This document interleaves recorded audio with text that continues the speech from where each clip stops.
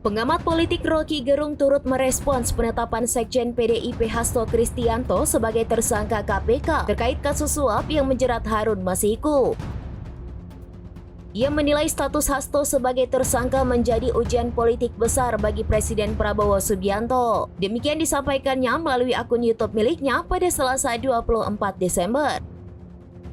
Rocky menilai situasi ini memaksa Presiden Prabowo berada di persimpangan yang sulit.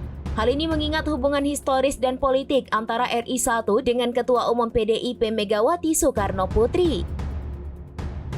Sikap Presiden Prabowo dalam kasus ini akan menjadi indikator penting untuk menunjukkan posisinya dalam menjaga keseimbangan politik dan hukum Republik Indonesia.